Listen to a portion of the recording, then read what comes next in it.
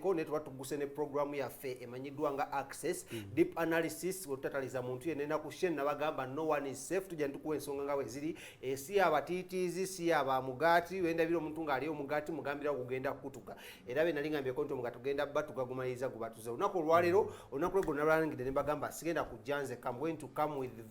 very mighty men betugenda kubanga tudivinga into the stories nze nabo nga tuzingira mu nderi you know for us here what we do best is we look at the story behind the story tunula ne tukuba torch eyo je mulabanga story tujikuba torch emabega so no ensonga eyo ladies and gentlemen tubanaliza nnyo olunaku lwakuna mwebale kubanga ate mutwegeka amaso abantu bange bali ku Facebook thank you so much for watching abantu bange abali ku YouTube thank you so much for watching n'abantu bafatulira bitundu ebyenjawulo twagala bebaza no babuyozayoza okutuka kuna kuno lwalero wabula ne ku TikTok yange mwebale nnyo by the TikTok eyo nina chali wanga agikolako agipushing okula mune genda mu nseze enjawulo ne ba blogger abenjawulo abakwata shows za Fezino ne muziteka ku Facebook page za mwe ne muziteka ku TikTok za mwe tubebaza because tubasasula ne you get information okuva je tuli ne mugisasanya eri abantu thank you so much katika nebaza atulabira mu nseze enjawulo that is semazinga wa Africa mwe balo tulaba semazinga wa Europe mwe bale tulaba Asia mwe bale musimu abasingo tulaba genda to wansi mu USA mwe bale nyonyo okutulaba genda side zeri Canada namwe mwe bale nyo okutulaba kituyinzo bagamba no basuza chichi mchoka that we won't disappoint you kulunaku n'olumu tujja kwa tujja atokubanga tukachi tubawa ensonga nga bwe ziri ku side yange eno ninayo the baddest the realest bamwita MC Kiye tugenda kwa tudivinga ko mu nsonga za kasente ya single stegera ku side eno ninayo bamba baita bati abasajjano ba technocrat Devi na che somwami chweswa tugenda kwa netukubako ko touch mu nsonga z'ebivulu kubanga ebera munyo atambula nnyo n'abayimbi tugeze okulaba kyekiganye kyekitagiso okukyusa omwaka ogujja nga twagamba ku BTM fava setting trend twabayitira wrap up eya buli mwezi countdown tugenda gibaleetera ennyimba esinza okukola nga ate eva mu bayimbi n'eva mu bantu so na kulwairo why not katsoka tule mu touch muka segment ka sente nkulu nnyo then tubatugenda kwa tugenda mbivulu gwaliwe nena ku TV totuvaako bera wamu naffe kantandikire n'ekyeswa atubuuzeeko njalo soko buuza ku batulanga musiza bitundu by'eggwanga ebyenjawulo olunaku olwaleero ndimu bukosefu nina kisenyiga ekyannumbye nekindeka ku ndiri naye regardless senyiga ekikambwe oba kisenyiga ndowooza kisenyiga ekikambwe kirumima mawuggwe lwaki tebantuwadde era ensonga lwaki mbadde muyingira wano basoose kulaga embeera gye babataddeko okulaba babasanitizinga na buli kimu naye nze kyeswa nze mwami kyeswa kansubire nti tugenda kuwasha ennungi kale Kiye buuza ku bantu obeyanjulire bayongere okutegeera tugende mu maaso okubanga balina okweyongera kubanga tuyinza okubaako n'omupya batamanyi tobanga waliwo omuntu eyabuuza nti pozi principle yani nga yetamuwulirangako so amanya n'eddoboozi nze MC Kiye mpita Mike Assassin nteekako enkofiira nyingi ndi MC ndi poet I'm a ghetto corporate I'm a philanthropist as well philanthropist yabakola atya omuntu ayamba ku bantu abatalina mwasirizi oyinza okuba omukubbo n'omuyamba era nga we wakyogedde mukama wange omukubiriza nti olunaku olwaleero wano tetugaba credit ayagala credit go back to school kale n'olwensonga eyo ensonga za sente zikutte wansi ne waggulu era twali tuzitunuulira nnyo naye nga tunagenda mu nsonga za kasente kasooka empisewo abateekamu akasente aba Harold Travel Consultants bano bagamba oyagala kutambula wano mu ggwanga lya Uganda oyagala kutambula kulambulako ku bifo ebyenjawulo oyagala genda campinga oyagala genda wano oyagala fuluma ggwanga lino osobola obbeekwata bakola ku air ticketing bakola ku nsonga za visa bakola ku hotel booking wogenda okusula nebyogenda okulya bakubireko ku 075 nkaga mu mukaga ana mu musanvu asatu mwe mujja kuyogera ne mukulu Harold oberenga ate akwadvisinga consultants kitegeeza omuntu gwe weebuuzaako nga tonnakola kintu n'akwadvisinga then olumati nakuyamba n'okutuukiriza ekyo ekirooto kyo mu byentambula abo bonna bonna mu Uganda beesigika bali bamu bokka bebanafe aba Harold Travel Consultants mulekerawo okubbibwa mu nsonga za visa mulekerawo okubbibwa ku nsonga za ticket ennaku zino bakyagaba ticket ya mu ngalo za online bajja kusindikira fake ticket otuuke ku hotel gye wabookinga nga bannange tebwa bakubukingira wekwata banafa ba Harold Travel Consultants bajja kuba bakuyambako ate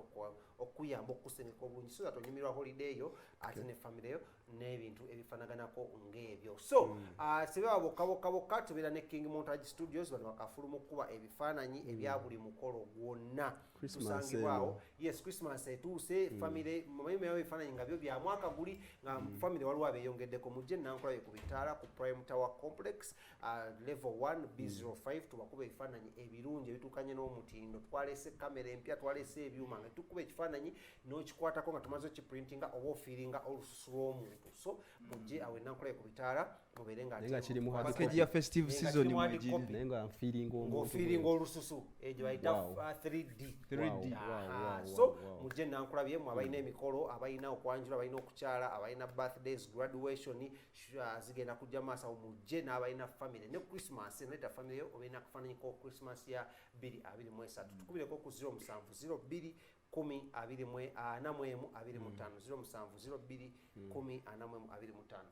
esente zafulumye zayisiddwa parliament eresa nazina kwa stand ko kubanga zitalaaga ebifo ebyenjawulo etwandisenga supplementary budget sente zintuya nnyo okusaidia entertainment abasinga bali bagamba zali bilioni 3.3 ndowooza mu kubaganyaamu obukiiko obwo ne bazitema ne zidda ku bilioni ameka 3 right now sente zibadde ku mimwa gy'abantu naddala bali mu entertainment zibadde bilioni 18 of recent waliwo ate ebyavudde nga biraga zasse ne zifuka bilioni 13 so budget ekyatemebwa teyeyongerako obulejje ekolaki ekendera bukendeeza omanyi protocol eva waggulu ng'ekola kinge ku luno lwe twatandikidde wansi nga twambuka twavudde waggulu 3:18 mpaka kati ku 13 kyekiri mu matu g'abantu so many associations zivuddeyo so many federations have been formed okulamu n'akasente kano kali targeted era kizesewo enkubagano between the politicians now allies the artist and the artist now allies the presidents yes so politics tali walala wonna nga mu music industry katandike nawe David tandike ne kiye waliwo ku formulation ya federation mu mwaka guno gwe nyini nekubamu ebituli goals zaabwe ne zirambikibwa bulungi nnyo Bobo Wine yavuddeyo naddamu n'agamba abayimbi balidde eddwaliro ly'ekiruddu kiramba buli muyimbi agenda okulya ku sente zino what is your take kasente kano era olowooza kanaakolera abayimbi abo kye baluubirira first of all before anything my concern ekyobubi ekiri mu budget eno efulumye yensonga okubeera nga sente bazimonopolizing okubeera nga z'abayimbi oba okitegeera the art industry it is the same art industry nti erina domains zanjawulo but why is it that it's only artists I think artists abayimbi basinze okwekulabika nti beekubira enduulu okulabika nti bafuna kye beetaaga oba what is necessary for the industry naye nganze omuntu mu kulaba okwange sente okuzirabye kiringa nga webana Smith webanakira nkya ne bakuwa sente naye nga tolina kyogenda kukola there is no structure or there is no plan work first of all tetunalaba ku plan work oba kitegeera we haven't received anything that this is ebisinga tubyogera tubiwulira mu hearsay oba kitegeera oba n'owulira nti for example about Eddie Kenzo's interview gye yakakola yesterday but one javuddeyo n'agamba they need circles akasente kano kagenda mu sako wabula sikamuyimbi sekino sikamuyimbi naye nze ku ngeri gye ndabamu enjala eriwo n'amaaso agatunudde ku ssente ne ku mbeera gye tulimu kubanga twagala ekintu eki sente sinaba kubeera satisfied nti distribution ya sente zino oba the main target egenda kubeera eri meant for it because wogitunuliramu nti abayimbi bo beka it's a monopoly basoose kutunulako nga bantu tetunawulira the other domains tetunawulirawo gundi film industry tenabakulabika nti presenting thoughts zaabwe oba ebirowoozo byabwe wotunulira ku bawandiisi ab'ebitabo oba bapoets tetunabawulirizaako anytime nga bavuddeyo so criteria ya sente zino ne distribution yawo I think we have the most challenge tukyayina nti tetunaba kulabika nti tuteekawo structure of money, even before money, because entertainment here call sent each and every day. But we need the structure of structures. Twetagawo authentic structure nti osobola okulabika nti otunuulira, for example, ngo obukulembeze nga buli streamlined, yeah, nti nga buli sector yonna egwamu oba kitegeera. Ogamba obukulembeze obwo right now wa federation tebuli streamlined bulungi. I'll give you an example of about yesterday. Balamunga agenza okulabika nti asinkana minister. Yes. Nebamulayiza. Ne mu kwanjula we yabadde ayanjula. Yayanjudde president ne vice president gabalinga batano. You can imagine a position over 5 people in one position like this. Ne ku federation like jechiri. And the other thing, tomanya mutufu ani ayogerera kibiina tetunamulaba. Ebiseera ebisinga nti buli omu alina ekirowoozo kyayagala kitebolinge. I think we are still having a conflict in terms of ndowooza wakyalina okusooka okubeera nti waliwawo obumu oba ekitegeera. But I don't think nti obumu tebubaddeewo even before money. Oteekewo sente obumu busigalewo. Obumu buzze lwakuba sente. Abalira just bagala kufuna akasente kano amale bamyamya. Recent gundi yasooka netekawo concern. Ene baluwa eva mu Uganda Musician Association.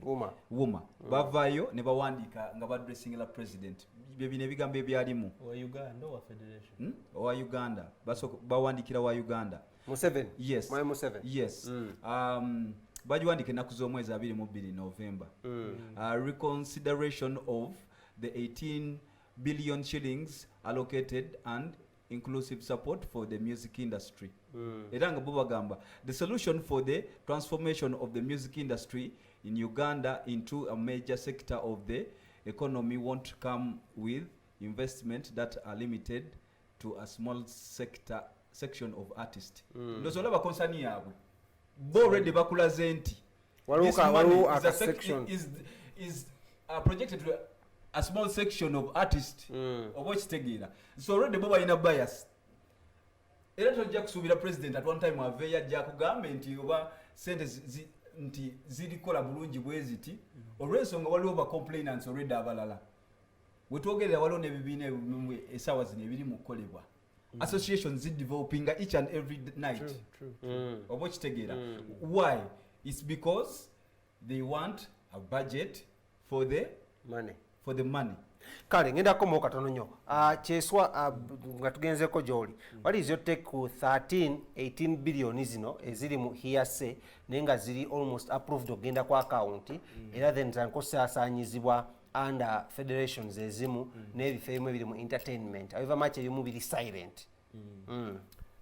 Okusookera ddala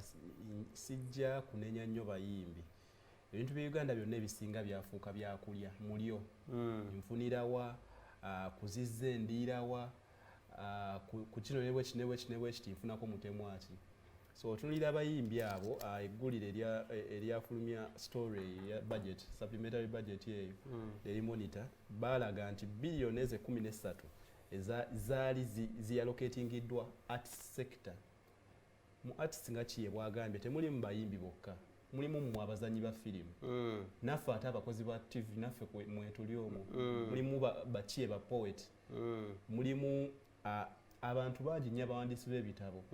naye simanyi lwaki ekintu kino kyonna kisurroundingira abayimbi. Ensonga lwaki nalina obuzibu ne federation eyo ng'etandika. Federation mu kutandika bagamba balwanirira copyright but none of these people were involved. Nzikiriza nti olayika olina association y'abazanyi ba firimu gy'olimu. Simanyi baba bakonsultingako wali abawandiisi b'ebitabo simanyi baba bakonsultingako nti ebintu by'e Uganda okukisaminga up gwafuuka mulyo ante tulina nnenya bantu abo kuba Uganda ng'eggwanga awo wetulira awo wetwatuuka okuvawo kijja kuba kizibu nnyo. But billion 13 zino okujja batutegeeza nti zigenda mu sako. For starters, simanyi oba wali olina sako y'abayimbi yonna gy'omanyi. Kale we tuba tukonsideringa abayimbi oba olina sako y'abayimbi yonna gy'omanyi mu ggwanga. So sente ezo zigenda mu sako ki? Yo sako weebaawo criteria y'ofuna sente ezo etya era bakoma kummeka okwewola okoma kummeka era mu kuzizza conditions kyeziriwo oyongeramu kuliko amagoba tekuli magoba bilonzezo 13 sente ntono nnyo in that bali ku allocatingibwa sector at least bandigaye nti zo billion 13 tuzi allocating the sector eya arts naye ya eastern region because wotunira eggwanga lyonna north eastern wetunulira abayimbi bokka abayimbi bangi nnyo basuka ne mu lukumi Edikenzo comes out at a time n'alaga mbuno abayimbi betunyanga betulaba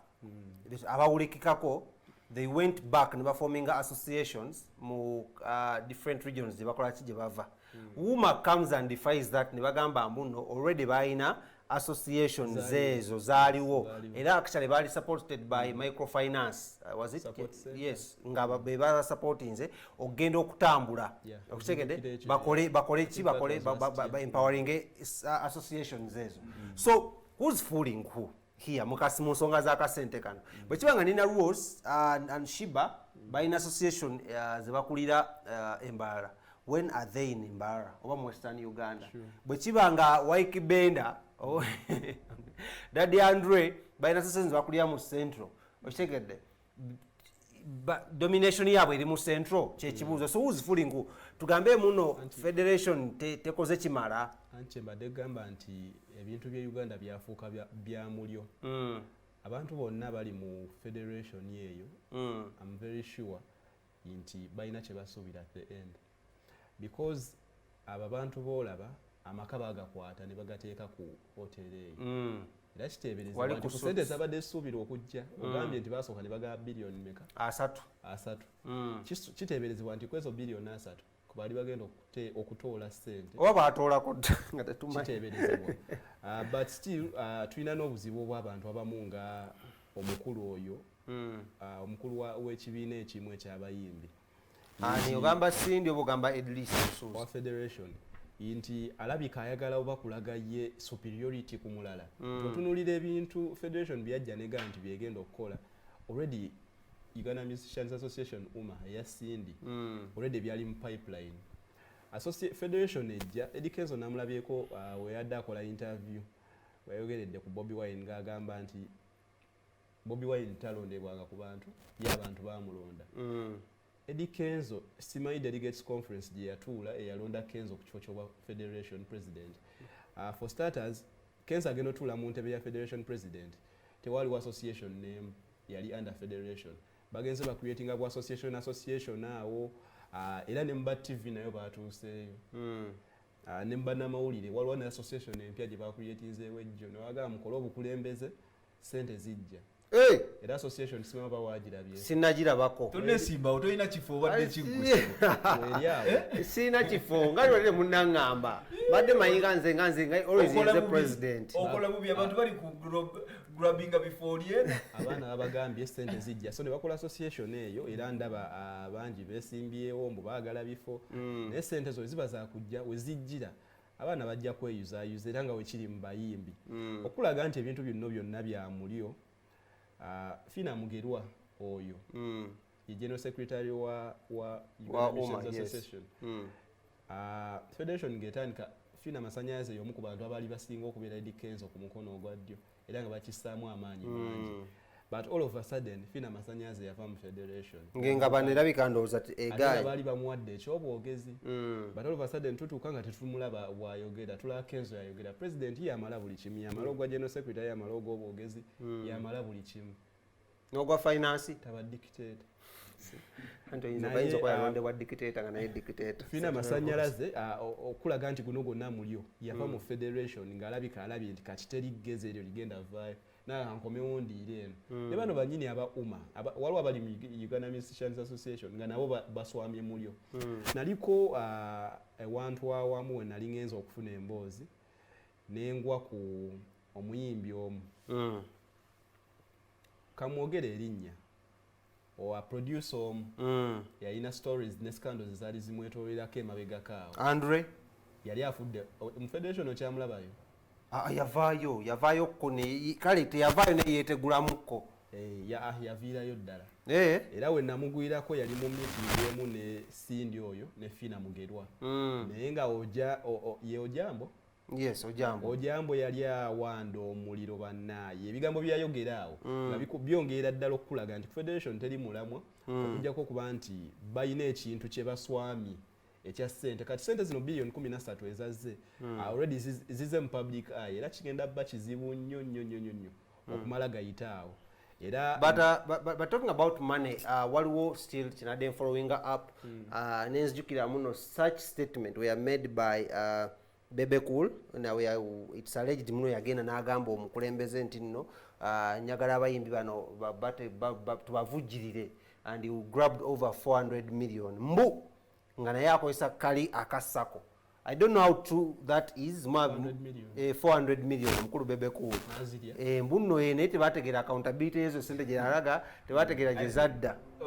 Oyogera ku early stage of the formation ya federation si bwe kiri because by that time Bebe Cool ye yali omukulu wa finance nga ina assistant yali ani oh federation eno we yali ani awo doctor bayina wawo agundi yaabo yali etambula bweti awo naye nga it may be true initiative ya Bebe Cool nga yagikola na handing over to Eddie Kenza akolechi a frontlining the whole vision and mission yatya tino banatuuka okukuba obucupa yite bumukube oba tomanya because abayimbi banji I've come to meet most of the artists abayimbi abasinga naye ebiseera ebisinga abayimbi gwobotola byeyo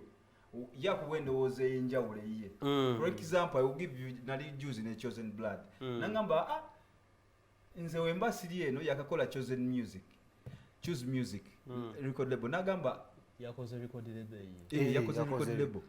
nagamba nti ye asaidinga agenda signing abayimbi yes buli kimu bwe kiri waike benda yakigezako abayimbi abalodi ngenda maaso nagamba obutaba ku federation tekimugaana kubeera nga is with them in terms of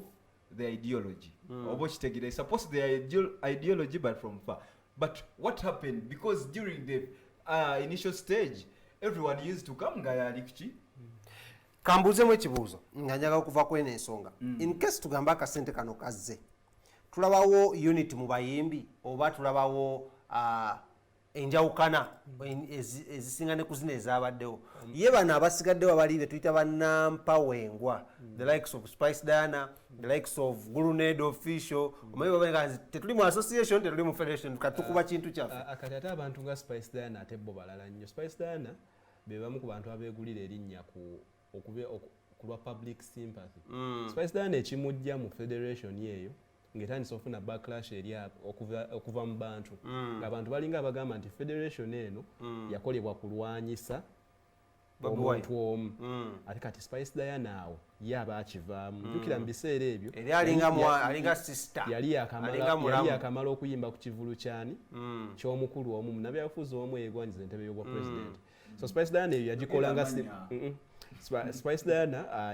yagizanya nga sympathy card ayagala nnyo public sympathy kambuzeemu awenyini Eddie Kenzo okuva ino agowinga Bear Knuckle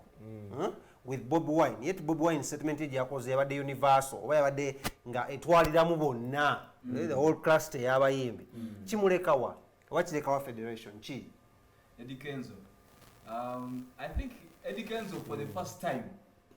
I want to appreciate him because Eddie Kenzo this time around while evidentized yabadde stressing ensonga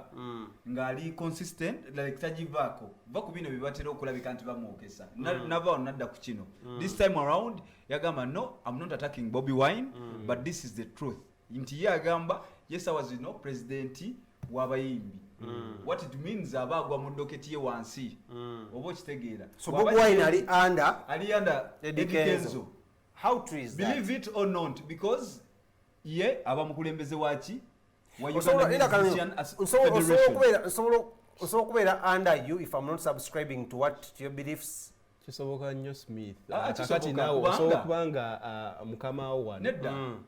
kati nga naye woyina media gundi emu nga gwe omukulembeze waayo ate mu association eyo batwala mwenna asobola okusangayo ate nga gwagikulira naaba nga ate eri gwe mukama we omututte wala anko kyembadde njagala nakyesikkiriziganya namwe wano because okukitegeera amangu example yine nyangu bapresident bamanyi bameka naye owulya bameka wane Uganda sebo manyi president omu yani nze gwe manyi yesebo gwe manyi oba nze manyi president omu w'eggwanga Yoweri Kaguta Museveni gwe president omulala guyogera by law president w'eggwanga lino ye president by law by vote president naye omulala gw'omanyi nze kati waliwo n'amawulire amalala gavaayo era agalaga his excellency Bobi Wine the principal gwe toliwulyangako erinnya anti zindako kiye sagala ovuga speed nze question yange eri bweti yesebo Bobi Wine doesn't subscribe to Uganda Musicians Federation ontegedde bunyo how dare Eddie Kenzo ogamba munali under ye ng'ate kinawo ogamba akuddemu ekibuuzo Eddie Kenzo kuva dda nze nga nkyogera nti Eddie Kenzo alina obuzibu bwa ego amalala Eddie Kenzo ate n'ekirala afiringa very unappreciated by Ugandans alowooza akoze nnyo ate tetumusiimye nnyo kutuuka awo wayina kuba Eddie Kenzo obudde buno ne obuluvulu obwo wagenda n'akuba mu nsinga y'ekotorio gini wawawawa abivulu ssebo kale ebivulu alowooza nti tewali yeyekka eyali akikoze overkind era alowooza nti tulina okuba tumuteeka mu top ate abannayuganda ekintu kye batakoze yes bamu appreciatinga bamuwagira tumusiima byonna byatukoledde naye yafiiringa oba erinnya lye tulina bantu tetwogera ku big 3 tugamba nti big 3 plus Kenzo so Kenzo obuzibu bw'alina ne Bobi Wine kati labira ddala Bobi Wine takyalina kyamugamba Kenzo bakwata obukulu ne babumuwa Kenzo bakwata oba yeegabira ye ne banne okay Shiba Nina Rose Spice yaddukayo ne Palace ennaku zino takyalabikayo so Kenzo obuzibu bw'alina nti afiringa very unappreciated ate alina ege eyo kakijja kuba kizibu nnyo Kenzo okukkiriza nti Bobi Wine kambagambe ekintu kimu twandibanga tuli wano bannayuganda mwenna abatwala naye ng'ensonga beef oba kale ensijamba beef naye ensonga eziruma Eddie Kenzo ne Bobi Wine nga ndala nnyo nga ziyinza okuba ziri personal nga ndala nnyo but we might be looking at the wrong side of the coin yet Kenzo ayina ensonga ze ne Bobi eziri personal zibetaaga otuula wansi man to man. Let's focus more on the issue right because now. If I remember government where are you yagamba Bobi Wine yamulona ku sawa yamusindikira sengeri kyamuluma nnyo kiyinza okuba nga maybe balina personal you can't rule out that fact yes kunze saka kirulinga out nti neno nena Kenzo nogamba nantu ayinza ogamba no maybe njazamira mu mezi time ntaja azazimba akasajja ke ku mutima katika fuuse sabo naye with other issues nenga tasoa vibe person nagamba no Bobi kino ne kino wabulanga kyalina okukozesa muwata gwa bukulembeze nga tuva ku topic eyo nzikiriza mu capacity yange entono gye yinina njogereko n'omukulu wa federation Mr. Eddie Kenzo Jacob omutuze yagiise Nigina yakwise president wa Nigina but nja kuwa ekitiibwa kyo nti president wa federation Eddie Kenzo omwakola federation eyo but si abayimbi si kyekibiina ekitwala abayimbi singa Eddie Kenzo nkusaba otulage ku mission statement ya federation eyo vision mission core values bibawo the paperwork yasookebwako naye nga wali muzimande kisooka okuba nga tebamurecognize ekibiina ekyo tebakirecognize nga ekitwala abayimbi mu ggwanga ekibiina ekirecognize nga ekitwala abayimbi mu ggwanga kyekibiina ekikulemberwa Sindi Sanyu n'omumyuka Mansur Semanda era Kenzo federation yeyo yes weri but it is for people who subscribe to it but when it comes to matters of professionalism there is no way when an association can take over the federation. There is a federation. Yes, association clubs. Yes, but association zina soka kwegatta okola federation. Okola federation. Ne association very well noted. But in that case, yes, there is an association. If there is a federation, it is supposed to be under let's take things clear. No, it is not supposed Kale, to be because nze chiri kino nja kijja nnyo ku kati I think nga Bobby we agamba there is no politics anywhere else than in the music industry or in the entertainment industry. I feel like enjovu ebbiri we zirwanidde obusubifu abagenda okukola ki kyogamba zino njovu bbiri okusafalinga yes cause ono alina Bobi Wine njovu ne Kenzo njovu mu capacity ye. Okay. And I can prove that. tuyiyemu amazzi struggle yaffe togiyiwamu mazzi Anti kati nga tuzze eno mu byabayimbi Bobi Wine njovu We are struggling. naye ali mu big three then wetudde eno side ne Kenzo tukikize tugaane naye njovu Anko nedda Smith alina vast experience mu industry eno gibaddemu ebbanga ddene nga tugivaako eyo topic katono nnyo weighing musically Eddie Kenzo and Bobby Wine golowooza ani ayinza okukira ku munne musically obviously me I would go with Bobi Wine. I will go with Bobi Wine for some reasons. For some reasons why. Okay. After 10 years, after 6 years, so kubuuza oluyimba lwa Eddie Kenzo lwatufulumya COVID olujjuke olumanyi kitiye naye nga natandise kubuuza za Bobi Wine nsobola okuzikumenyera okitegedde lumu ate nga nnyimba kigambo ku kigambo naye oyinza okwolowooza semyekozo nolowooza laavu niga nga just okitegedde titles ziri awo tezikwata tezikwatagana so musical I would go with Bobi Wine but anyways nga tuvaako ensonga ffe ng'abalabi bakala balaba b'ensonga zino we still go on nga tuzetegeeza era gwali tujja kuba tujja nga tukola ki nga tugamba moving on na second topic today gye tugenda okuba nga tugenda tuanalyzinga ebivulu n'engeri bibadde bijja bibaawo omwaka guno baani abafiiriddwa baani bekiridde baani abakikubye starting off ndowooza tutandike ne list y'ebivulugo ebyosuubira omwaka guno ebikimakinze ebivulu nga 5 kiyeyo nga 5 oyagala kumpa bisaze tusookere kubikoze njagala ompeeyo gwe ebyo 5 mbule n'ensonga lwaki obimpadde mu numbers mpaayo ebivulu 5 ebikoze guno omwaka nyanya okubeera positive ebikoze undoubtedly ekivulu ekyasinze okukola guno omwaka kyekivulu kya bato ya Cindy ne Shiba. Okay. From promotion talkability n'abantu bonga bo ne wali ku stage delivery gye baatuwa ne aftermath divisions zekyaleeta mu bantu byonna bato ya Cindy ne Shiba guno omwaka it's the event of the year kugwe kunze. Okay. Number 2 nja kussaawo Azawi. Okay. Azawi yakola guno omwaka Serena. Yateeka ku Serena. Kati Azawi njalamu wattayi n'aziza aziyoni. Okay. Mu number 2. Number 3 nja kukiwa ekivulu kya Namukwaya Spice. Nange kale Namukwaya Spice twagambye nokushow oguba mugaati tugenda kukugamba nti mugaati ago tegugenda kutuga. Waliwo omukulu omugwempa ekitiibwa bamuyita Edward Sendi Kaddiwa. Aina tagline gy'akozesa agamba nti mpa ndowooza ya webale nnyo genda maaso n'endowooza yo mbadde ku namba 3 kirungi yo namba 4 nja kuwaawo omukulu ani Alien Skin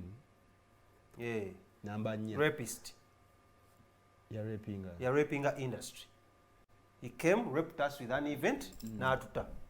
takyaliwo ate asobola okukuba ive asobola okukuba ekivulu ekirala ate enkwacho yiyo ate enkwacho bakagikyusa ebifo 4 ezo zibeerawo wankulu kuku ebyo bibeerawo yakulaze ku booking gundi yakulaze ku booking receipts muve ku King Michael byatugamba nti akoza bookings wa netugenda okinuzuula ya booking erugogo naye olaba ne wali oyagende wabaki ebyenyanja byebyayimba yayimbira byenyanja webali nyogenda maaso nammale oyo manyi muno mu industry number tulinawo abadifairinga industry tulina abagirapinga tulina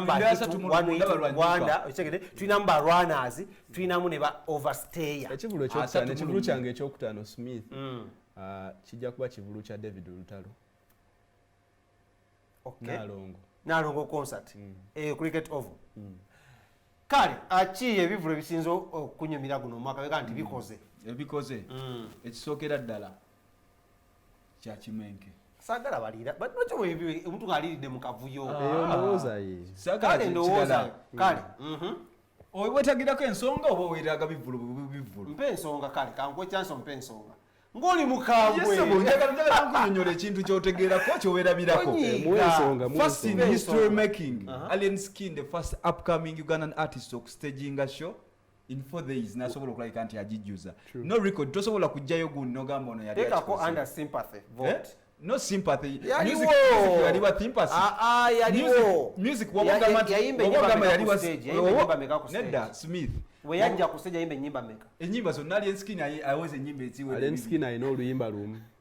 aweze ennyimba ayina oluyimba lumu era bwajja ku stage bamuwa rhythm emu n'ayimba n'agenda gwe tofaayo kasita content lyrics zaawukana gwe ekyo tokifaako yakola akafirimu ke ajatume which is very fine kuba ne Chameleon naye woziteekawo ojja kukola kyekimu nedda kisoboka kiye Chameleon that is a topic for another day kisoboka kale udbe topic for another day kisoboka nze nkubuulira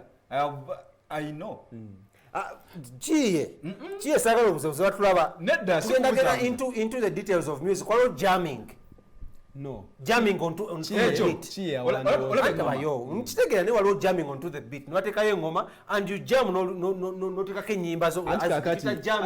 music wa Uganda ina kye bayita patterns nedda ne music awo yavaawo okuba nti ffe tugenda wuliza Jamal bambifuuka omusomesa because ne wotunulira ebweru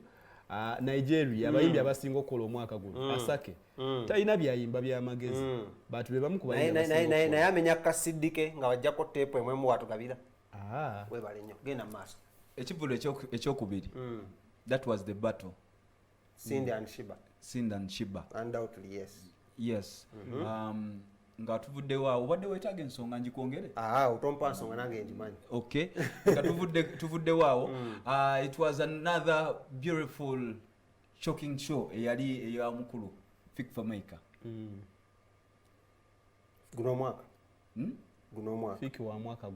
mwaka guwedde togera 2023 togera 2023 yes sorry but mwaka agenda takoze concert right wa mwaka gujja yatadde mu January I think sorry about that so away from that because Fik is one of the artists who are relevant go gambira dala so ekivulo ekiddakaawo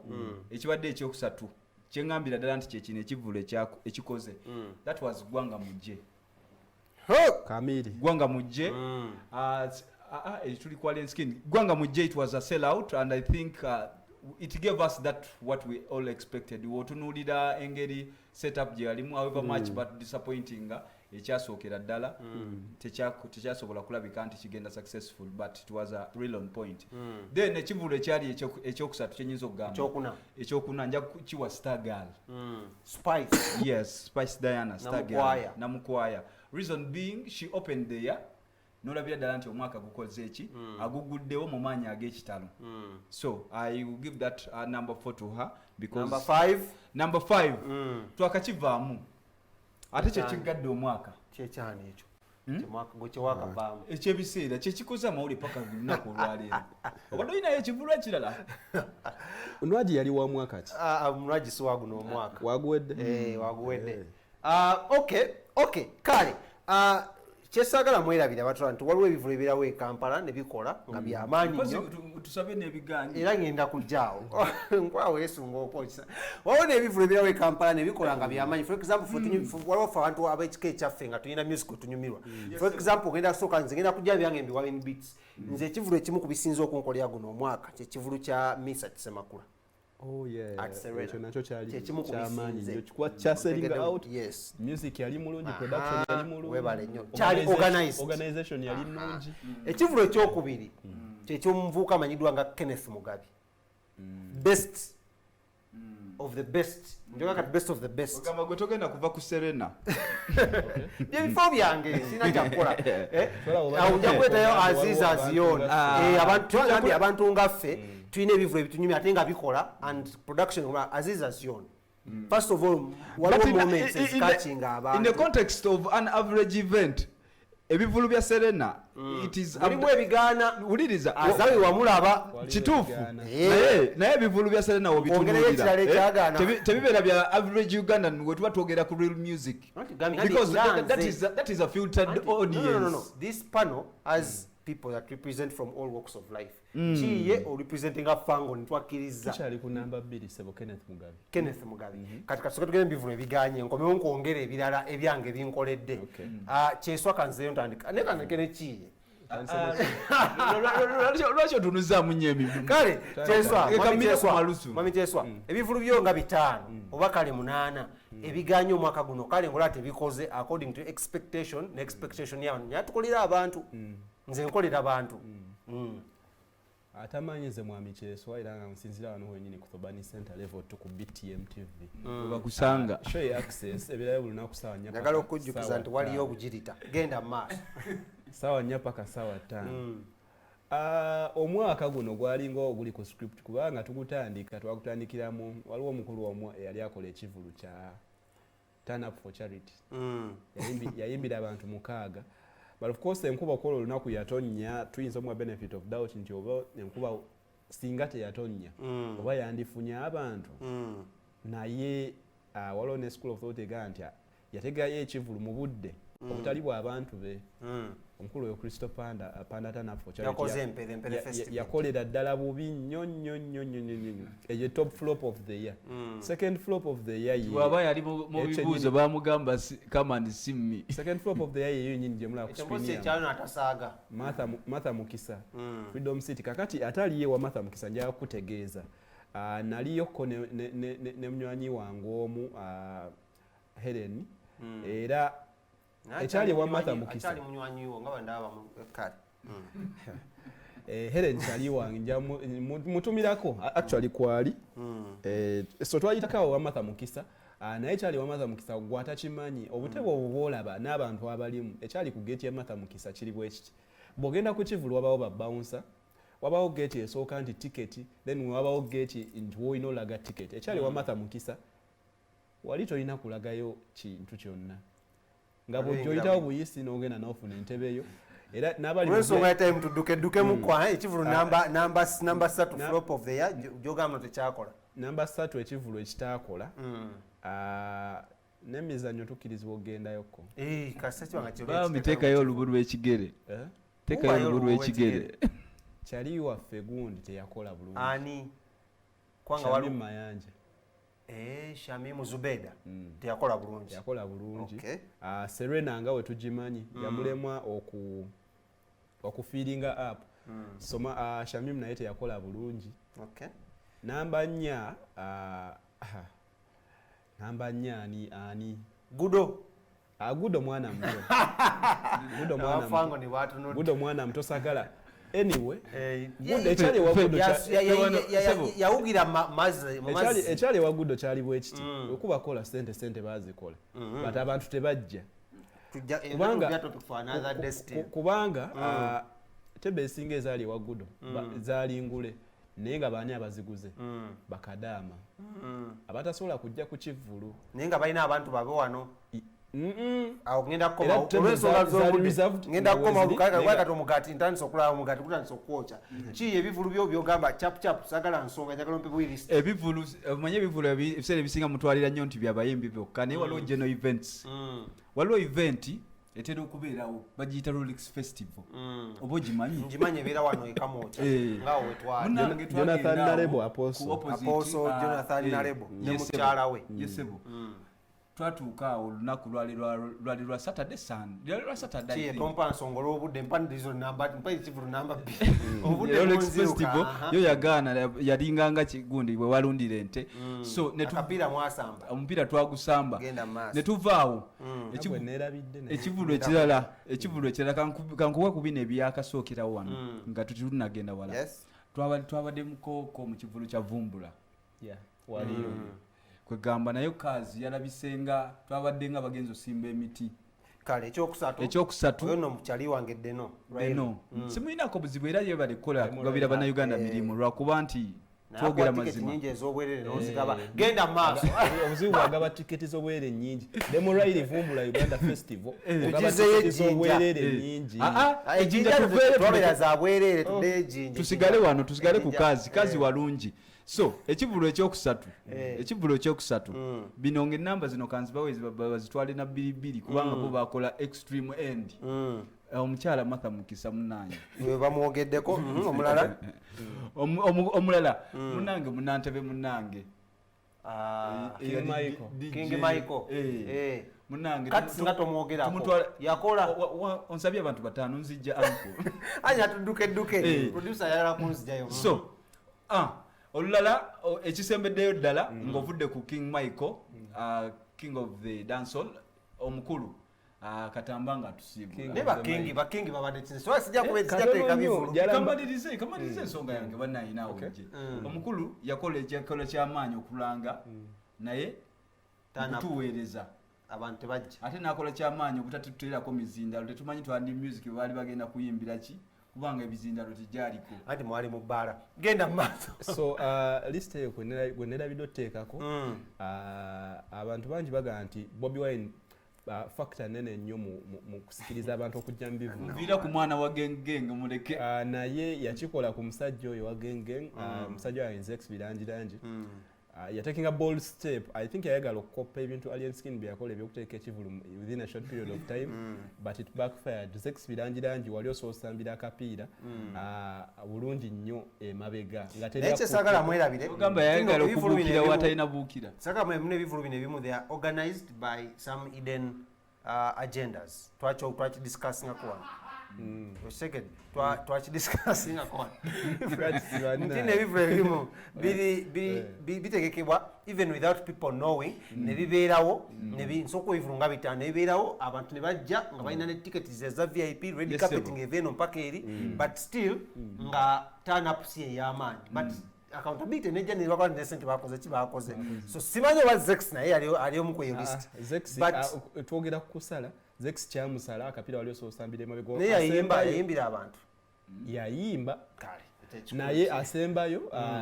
era bajja yagala omukozesa co sympathy card emegaana kirevajango oli wa matafali kirevaje naye kyagaana wadde ye nga ye milioni 2 bajja yagamuwa zaali zimukolera era n'alinya n'akanyonya wakama milioni agenda okwetaaga milioni 2 okuva mu I think kirevaje yabadde London ne research makuru ne chosen back. I need to see mukulu wange Jose mpeza list peza flyer yo so work damoja because adine chivule London nenzi tukirwa clever jaya aliko but anyways gwatraba byebine bimu kubivule badde omwaka guno nawo so okulonda ko ebikolede ne bitakoze because ono team access ne ku show ya fene nganze nyo tuvaine tukuwa insights z'ebivulu bino tubaddeyo n'ebivulu twalina Crystal Panda bagambye kyasala Spice Dana was average turn up namukwaya kyamukolera according ku kifo stage yali massive sound yaganaganamu utwalaba Maiden Shiba ngazze kuki ku show netugambe mpala neweddewo little did we know kali kabadi later on musota gumala nekola ki negwekyusa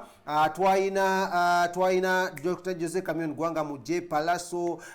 twaina Josette mumwogedde ko naye lwako yazanyanga ne Prima ne mama ne batuzanya obadi Alien Skin twaina Battle twaina Lutalo twaina mwana mulenzi manyirwa nga King Michael obyennyanja twaina Yanga Mulo mwakiwulirako ekyo ekyali kyabiko n'abenganda twaina Champion Kudo twaina Aziza Zion Misa Kisemakula Navio mujukira bulungi nnyo twaina Gravity omutujju kyakola Gravity yiya yinzo butakola Gravity was average turn up twaina Zex birangirangi twaina Martha Mukisa na Asaga twaina Kenneth Mugabe which was a very good turn up twaina Clever J twaina King Saha twaina Maurice Kiria yakola nnyo okay then abo nabona so navyo naye yakola so ebifulu byonna osokulonda ko ne bitayogedde ebireyo ku kyalo kya muso kugenda ku Facebook page bitayogedde nokola tebyakola ebitadde ku list kuno tebyakola naye nga byakola kibyali toyinayo the branch simanya biki best of Kampala byasala ebyo byonna mulundi waliwo ekyabadde wane ku jazz pia nakyo ekyalimu egundo okwali mwasambira amatafaali nebyalo so ebifulu tujja kwatongera bitunamu as time goes on nga twagala okumaliza njagala okuwa at least eddakiika emwemu according to time yange wano producer Jampadde eddakiika emwemu buli omu asobola okubanga wa last remarks eddakiika emu ki eddakiika emu neyanzanye sebo mukubiriza webale nnyo webale ddala n'abatulaba mwebale nnyo okulabika nti mutuwagira yonna gye musinzire n'oteekako remote yo n'ogamba wano wenva wano bagenda kumulaba questions ali mu ggwanga naye sibitegedde okuva ku kisaawe paka wano ebintu bokerezaawo naye MC Kiyege manya osobola okunfollowingako ku TikTok kwendi nnyo Instagram kwendi ku Twitter kwendi yes osobola okufollowingako Twitter bitegera bulungi muganda wange papa abawandiisi mumudi bawuliriza so olunaku olwaleero osobola n'okunkwatako ku makya okunsanga ku makya mbeerawo ku makya every Monday to Friday mbeera nkola news highlights basically entertainment ne tubeera nga tugendera ddala mu maaso for now mbagaliza ekiro ekirungi mwerabirire December yokya kale kiye Kyeswa mwami Kyeswa ku Twitter nze Davis Kyeswa oba osootekamu nva Kampala ku TikTok era nze Davis Kyeswa mama wange abaddeko kosa ne nakyala nakamyuka naye kwali banaye Dr. Fem kutumidde naawe owedda kuoli ne Musi manager naye kwali ne mukyala we Gats official ngambye T-Youth ebeerayo buli Saturday sawa 2 paka sawa 4 abavubuka bakomyewo naye betebebulirira abo abavubuka naye Gats abulira abavubuka Gats abulire muvubuka avemu oba bagamba kwagala bakyala kale omukulu cautions ayingidde mu ggwanga lya Uganda olunaku olwaleero era kyasoose okukola agendeddewo straight ekagga n'akyalira ku mugenzi tukuyita kukyalira right aba kulima kubijja n'agenda mu museum y'omugenzi Mose Radio bwe bamuziika kyesagala mwerabire mbuno by then omukulu yalina collab yalina okufuluma ne mwana mulenzi Mose Radio nga tannafa naye things didn't go well because waliwo abrupt death ya mwana mulenzi Mose Radio omukulu natujjukire muno y'omu ku bayimbi abali international bakasooka okusasuza kampani zaawa ne Uganda butitimbe bw'essente obuzikwata mu bukadde 600+ olw'okukozesa oluyimba lwe nga tebakoze eki nga tebamwetegereza mu nsi ezimu copyright ekola ki ekola era ovayo n'osinikira ebinnyo by'okuwaka w'omuntu kiyinza okukola ki okuleetera obuzibu so ebadde gesture y'amaanyi nnyo mwimbi kyayinza okufa n'aleeta ba international siba mukyalira wano right now Dr. Jose Chameleon Bobby Wine ngo bavuddeko abo ne big size Bobby Banter abo bavueko tulina mbana Kenzo bavueko abo Alien Skinner na tochikola Alien Skinner ayinza kuleeta president wa fupu asobola kale wete tubadde abanyeze King Smith njagala obebaza mwe namwe nabaddeko thank you so very much ababe yakoma mtu akuva sawa nya mpaka sawa 5 so akusukawo wanu tukwatagana ate week ejja ku Monday nja kubanga ntudde mu Bwakabaka bwange nga nkuwa amawulire gagenda maaso ekivulu kya cautions nja kuwambi kuleetera waliwo pate ya Sierra ngenda kubanga kuleeta ebigendo okubanga bifuddeyo waliwo ebifulu binnyo mu weekend bakwasaganya pate eziri eyo ngendo asife neze embeerayo amaaso ge ngabirayo nga gabala baso ku Monday musubire show eri super packed wano ku access ngate fena wetulinkoze ne production team munde waliyo producer wange Bri man of the night tuinayo Guts MC king of the youth but that king of the new presenters association eyo tujireke ne Blu3 sebo lero wetuva yes na tugendayo ngina uba because sindi muntu wange by this is the start by next nene chiba planning next year something big is going to happen next year come so early like this I think they limited us no kasente era tugenza okweza sawe mu kitundu nga tickets ziweza manya tables zaweddewo nga n'ekifo kiri full capacity kyoga tugenda yingira ate mugenda oyina ticket ne oli ate nze ticket kati ogenda tambula nange